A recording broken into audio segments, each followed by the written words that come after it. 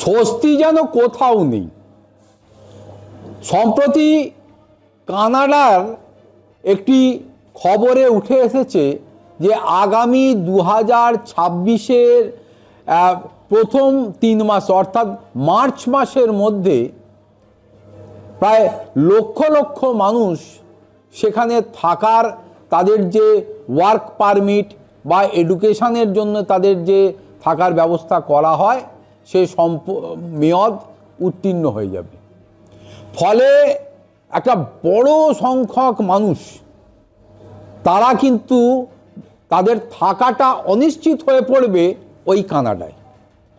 এর মধ্যে প্রায় 10 লক্ষের কাছাকাছি ভারতীয় যারা দীর্ঘদিন ধরে এই ওয়ার্ক পারমিট নিয়ে বা এডুকেশনের পারমিট নিয়ে সেখানে রয়েছেন, তাদেরও মেয়াদ শেষ হয়ে যাবে।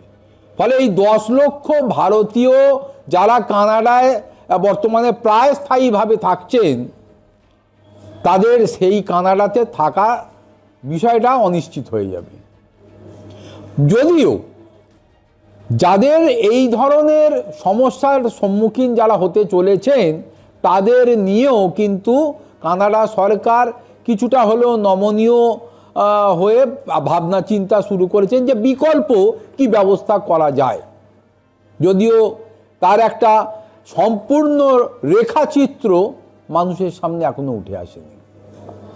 ফলে অভিবাসী বা এই ধরনের বসবাসকারীদের নিয়ে কানাডার অন্দরে যে একটা বড়সড় মাথা ব্যথার কারণ রয়েছে, এবং যতদিন গড়াবে তত যে কানাডার এই ধরনের অভিবাসীদের নিয়ে মাথা ব্যথা বাড়বে সেটা কিন্তু পরিষ্কার। আর কানাডা সরকার যে বিষয়টাকে ভালোভাবে নেবে না, তাদেরও যে বিকল্প ব্যবস্থা ভাবতে ভাবতে কিছু লোককে যে পুশব্যাক করতে হবে বা এই যাদের মেয়াদ শেষ হয়ে যাবে থাকার তাদেরকেও যে দেশে ফিরতে হবে না, এমন নিশ্চয়তা কিন্তু কানাডা সরকার এখনো পর্যন্ত দিয়ে উঠতে পারেনি। ফলে সব মিলে ওই গোল গোল পরিস্থিতির মধ্যে পড়েছেন ওই লক্ষ লক্ষ মানুষজন। অভিবাসন দপ্তর পরামর্শ কানওয়ার সাইরাস কর্তৃক immigration, refugees and citizenship Canada IRCC থেকে প্রাপ্ত যে তথ্য পাওয়া গেছে তাতে 2025 সালের শেষে প্রায় 10,53,000 ওয়ার্ক পারমিটের মেয়াদ শেষ হয়ে গিয়েছে। ভেবে দেখুন, 2026 সালে আরও 9,27,000 মানুষের ভিসার মেয়াদ শেষ হয়ে যাবে। ওয়ার্ক পারমিটের মেয়াদ শেষ হয়ে গেলে ভিসাধারকরা কোনো ভিসা না পেলে বা স্থায়ী বসবাসের অনুমতি ওই কানাডা দেশটির কাছ থেকে বা তার সরকারের কাছ থেকে না পেলে তাদের আইনি মর্যাদা তারা হারাবে ওই দেশে থাকার ক্ষেত্রে। অস্থায়ী কর্মী ও আন্তর্জাতিক শিক্ষার্থীদের জন্য কানাডা সরকার অভিবাসনের নিয়মকানুন আরও কঠোর করার কারণে বিকল্প সংখ্যা আরও সীমিত হয়ে পড়ছে। একই সঙ্গে সরকার আশ্রয় প্রার্থনার আবেদনগুলি খতিয়ে দেখার জন্য নতুন ব্যবস্থা চালু করলেও কোনো অ্যাসিওরেন্স দিতে পারেনি।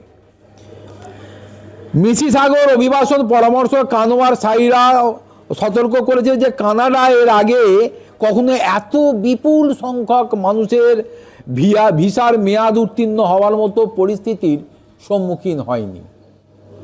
শুধু 2026 সালের প্রথম ত্রৈমাসিক প্রায় 3,15,000 ভিসার মেয়াদ উত্তীর্ণ হবে বলে ধারণা করা হচ্ছে।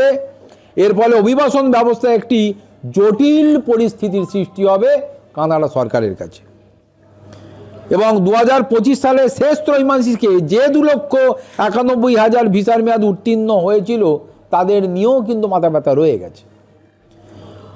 আগামী 2026 সালের মাঝামাঝি কানাডায় অন্তত 20 লক্ষ মানুষ থাকার ক্ষেত্রে বৈধতা হারাবে। বৈধ কাগজপত্র ছাড়া তারা ওখানে বসবাস করছেন বলেও অভিযোগ উঠে এসছে। এমনকি এটাও দেখা যাচ্ছে যে কানাডার বিভিন্ন প্রান্তে এমনকি ওই জঙ্গল এরিয়াতেও টেন্ট করে নাকি প্রচুর মানুষ রয়েছে, তার মধ্যে অন্যান্য দেশের সঙ্গে ভারতবর্ষেরও অনেক মানুষ রয়েছে। তাদের নির্দিষ্ট থাকার জায়গা না থাকলেও তারা টেন্ট করে ওখানে রয়েছেন। এবং এও জানা যাচ্ছে যে কিছু ভুয়ো সংস্থার সৃষ্টি হয়েছে, যারা নাকি এদের এই ভারতবর্ষ বা অন্যান্য দেশ থেকে কানাডায় আসছে, সেখানে কানাডার মহিলাদের বিয়ে করিয়ে বা বিবাহের ব্যবস্থা করিয়েও তাদেরকে পার্মানেন্টলি ওইখানে রেখে দেওয়ার একটা পরিকল্পনার চক্র সেখানে সক্রিয় হয়ে উঠেছে। এটাও কিন্তু কানাডা সরকারের কাছে মাথা ব্যথার কারণ হয়ে দাঁড়িয়েছে।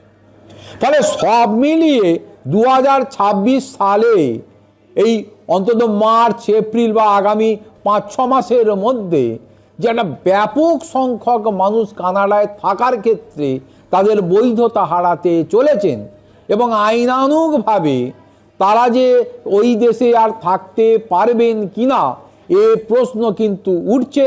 এবং সেই প্রশ্নের উত্তর বা সদুত্তর না পাওয়া গেলে ওই 20 লক্ষ 25 লক্ষ বা 30 লক্ষ মানুষের কানাডায় থাকার ক্ষেত্রে প্রতিবন্ধকতা যে সৃষ্টি হতে চলেছে বা হতে পারে, সেই বিষয়টা কিন্তু দিনের আলোর মতো পরিষ্কার হয়ে উঠছে।